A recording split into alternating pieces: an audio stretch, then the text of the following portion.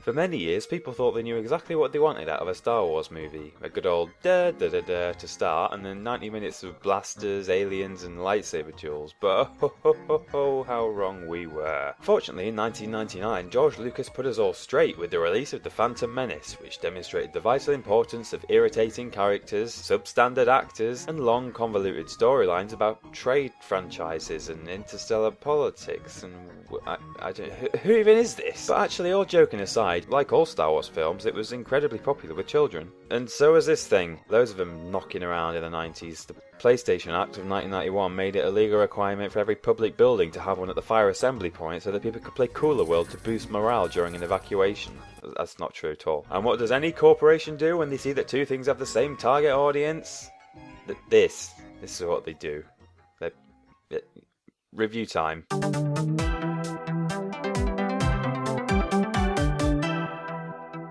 The Phantom Menace video game of April 1999, a month before the film came out because look at me, I'm LucasArts, was developed by Big 8 Productions, famous for Simpsons Wrestling and MTV Celebrity Deathmatch, which is a funny coincidence because real-life apes throw shit at you as well. Alright, high five. No. One look at the graphics in the opening shot of level 1 and you'd be forgiven for thinking that this game is going to be nothing more than another addition to the Big 8 Hall of Shame, but once we get a bit of character movement in there, things do start to look up. For those of you too young to remember this era of gaming, I assure you that while these models won't be winning any beauty pageants anytime soon, they're at least relatively dynamic and well animated. Relatively. Most of the scenery textures are a little rough and ready, but there was worse than this knocking around at the time, somewhere. And hey, the FMVs are pretty snazzy. There was a PC version too, which looked a bit prettier, but I honestly prefer the rustic charm of a PlayStation copy. Well, I don't, but this is the only version I own, so this one will do fine. Do you think you're some kind of Jedi waving your hand around like that? The game features all the major events of the film, starting on board the Trade Federation ship and ending with the Duel of the Fates, but with a whole host of extra scenes and storylines thrown in, some of which I wish had made it to the actual movie. You can expect appearances from all your favourite Star Wars characters, including Kid that sounds like Josh Peck. He's hunting banthas in the Dune Sea and won't be back for a week. Hospitality Hank. Get out of my house. Definitely not Greedo. Okay, no need for violence. Jabba the hastily textured. Ugh. One of the Exorcisters. That's an obscure reference. And I don't know what that is. Every level is accompanied by segments from John Williams' excellent film score, and while some tracks like the Duel of the Fates theme are actually used differently to where they appeared in the movie, they always suit the on-screen action pretty well regardless. You start the game playing as Obi-Wan Kenobi, fighting your way through hordes of battle droids using every ability you'd expect from a Jedi. Force push, crate pull, saber swipe, action roll, Natalie Portman, double jump. The level is essentially linear, but there are plenty of offshoots and extra rooms for you to explore, so it's still really immersive and you feel like you're making more free choices than you actually are. The choice is yours, my Padawan learner. Yeah, Qui-Gon knows what's up. Most of the characters in this game aren't voiced by the original film cast. Understandably, Liam Neeson and Ewan McGregor were far too busy being rich, successful, and generally awesome to record lines for a video game. But much to everyone's dismay, Jake Lloyd wasn't. My special engine design will make it the fastest pod racer in the galaxy. Shut the Jar Jar and Watto are also voiced by their original actors. Stop that! And they even managed to rope in Greg Proops and Scott Capurro to come back and play Fotes in Bede. Fun fact, Shmi Skywalker and TC-14 How may I be of service? were voiced by Carolyn Seymour, who years later would go on to play the Locust Queen in Gears of War and Dr. Shackworth in Mass Effect. The more you know. Thanks, IMDb. This game is absolutely filled to bursting with little details that you wouldn't necessarily expect from something this old. There are plenty of creatures chilling out in the swamps of Naboo. Oh god, there's always a bigger fish. As well as hidden areas, falling trees, usable laser turrets, and vines that you have to shimmy along. Shimmy. That's a Star Wars joke. Some critics claim that the controls are quite awkward and so make the platforming difficult, but I disagree for the most part. Oh, fuck this. I'd say the bigger issue is that the ropey graphics make it hard to tell where ledges start and end, and the steep camera angle means you can barely see 5 yards in front of you. It's a shame that you can see so little of the world at one time, actually, because these swamps are actually pretty well made given the limited resources of the console, except all the bits made out of giant cubes, straight out of Tomb Raider 1. Push the log to get up here. It's not a log though, is it? Just look. for God's sake. It's likely that this camera angle was chosen deliberately in order to reduce the number of objects being rendered on screen at any one time. As a result, the level designers were able to do a lot more set dressing, which I'm glad of because just look how fabulous it turned out. Annoyingly though, this sort of quality comes and goes throughout the game. The first two levels are a whole lot of fun as well as good looking, but the Gungan City is an enormous piece of shit and oh my god, I wish I'd drowned on the way here. The scenery is hideous, the enemies are harmless, and every fucking Gungan says exactly the same fucking thing to you all the fucking time. How did yous get down here? How did yous get down here? How did yous get down here? Except the little kid ones who are actually pretty funny. A monster! Help me! There is one redeeming factor, which is that we now get to use Jedi mind tricks, which prove particularly useful later in the game. It is dangerous to have Jar Jar here. I will take him away. It is dangerous to have Jar Jar here. Please take him away. Fun every time. But come on, this scene was about 2 minutes long in the film. From what I've read online, a whole bunch of other level ideas never made it to the final cut, including driving the bongo through the core, fighting in the Gungan battle as Captain Tarpals, and a Coruscant mission where you play as Mace Windu. I have no idea why Big Ape didn't just make this garbage into a quick cutscene and run with one of those concepts instead. You can tell they were struggling to pad it out because half the level consists of these really out-of-place platforming segments and puzzles. Like, what the fuck are these rooms even meant to be in the context of a city? Yeah, so what with the repetitive dialogue, the bizarre level design and the weak guards, Otto Gunga is not so funga. But hey, chin up, this guy might be a complete pushover. See what I did there? But maybe the next level will be a little more challenging. Am I fucking gonna look at everything you just said? Welcome to Theed. Obi-Wan gets separated from Qui-Gon like he has in every other level so far, and has to head through the gardens to meet back up with him at the palace. The place is overflowing with droids and tanks, but that's okay because it's all very pretty, and the devs decided to go back to putting loads of small details and secret items around the place. For one thing, there are several Naboo guards to interact with. This soldier gives you some grenades if you manage to save his squad from getting their asses kicked, and if you can get to this wounded guy before the battle droids execute him, they'll tell you the passcode to get through this door that leads to the next area. The passcode is J154. If you don't, you have to take a different route, which I think is a really cool concept. I like these guys, really helpful, you know. Definitely going to buy them all a drink when this invasion is over. Hey guys, I just wanted to say that you're all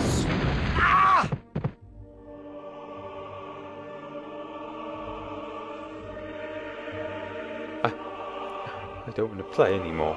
I timed it on a stopwatch and literally 57 seconds after regrouping with Qui-Gon, Obi-Wan gets separated from him again. But this time with the Queen in tow, which is great because I love escort missions, said no one ever. But come on, look at this. The city is well and truly under attack, and yet the Queen of the entire planet is standing about 10 feet away from everyone else. And then they all just walk away without even checking that she's coming with them.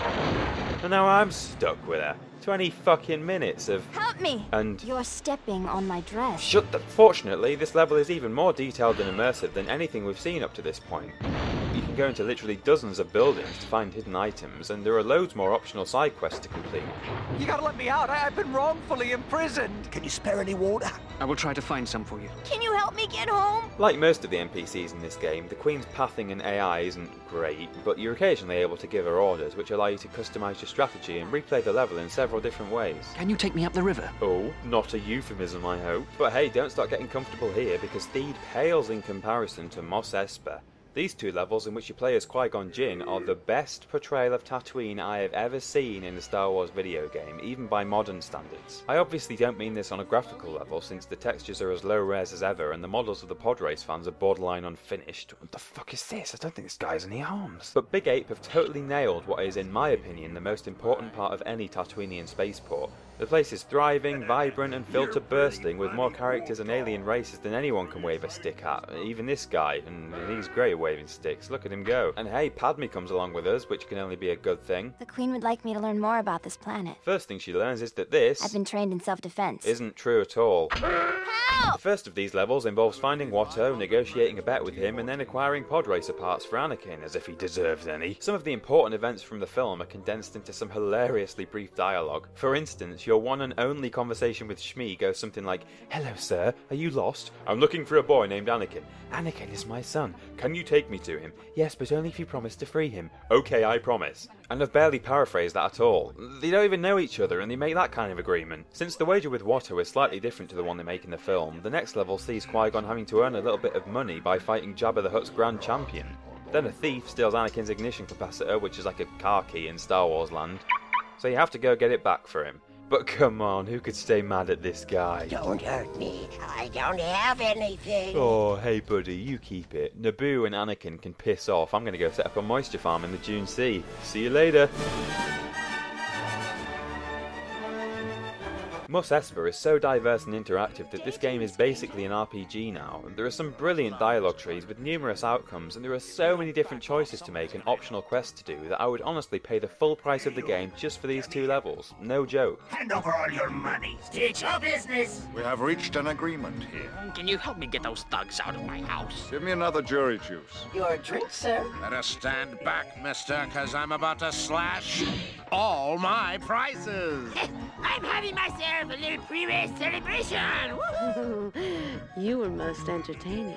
I'd still hit it. Shout out to the Big Ape in this Big Ape video game. That's so meta. This song is amazing, by the way, and I'm going to have it playing at my funeral when they bring in the coffin.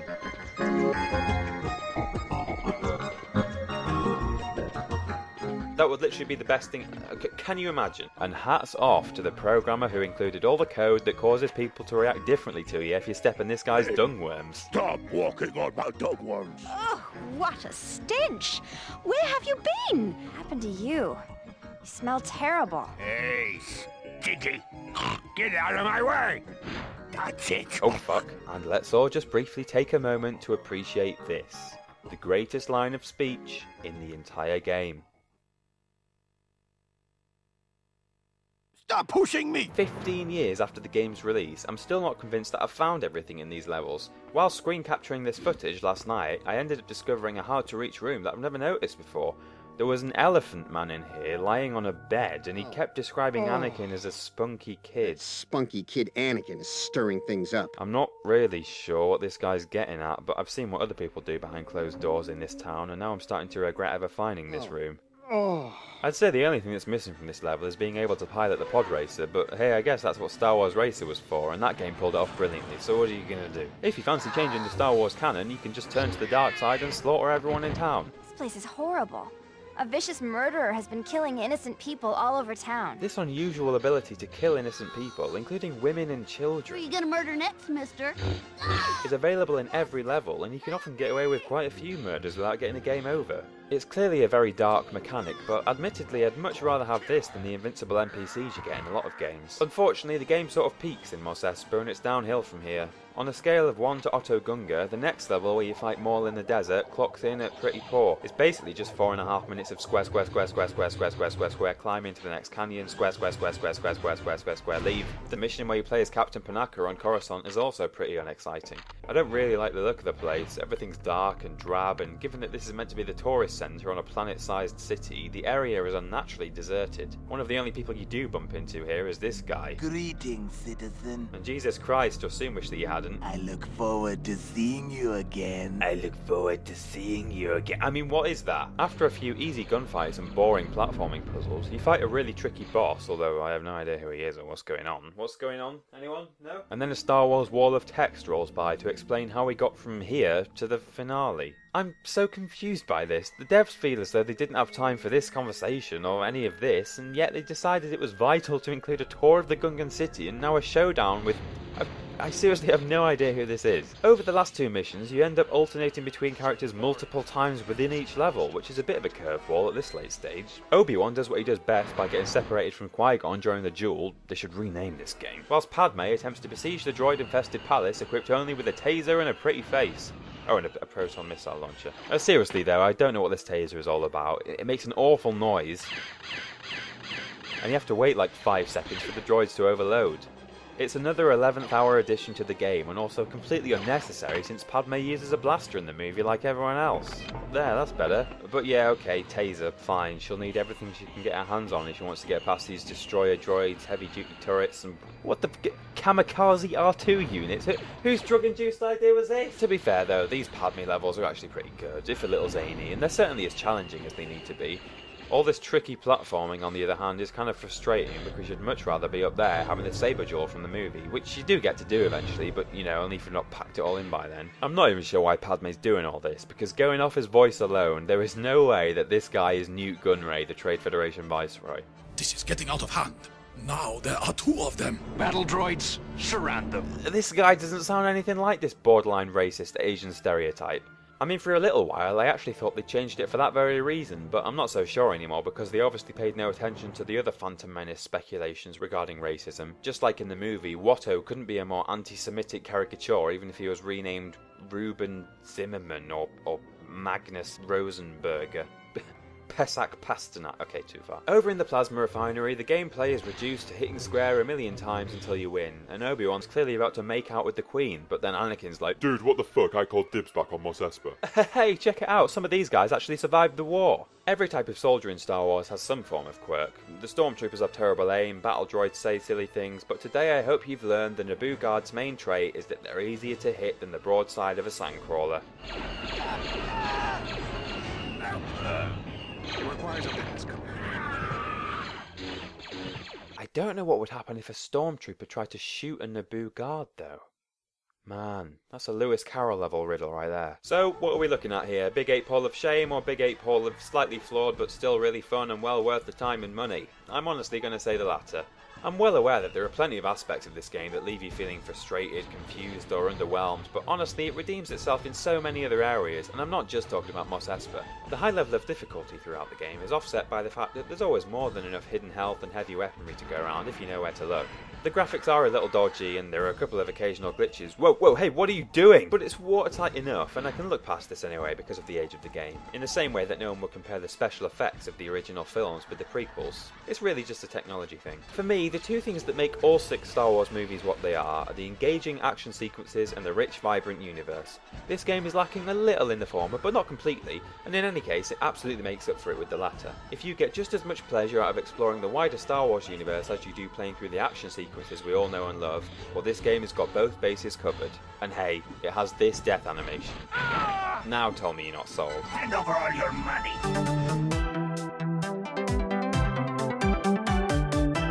Hello, I hope you had fun. If you want to see more of these videos, then it would really help if you shared this with all your Star Warsy friends or your video gamey friends and maybe wrote a comment below. I'll be sure to, I don't know, buy you a jury juice or something. Give me another jury juice.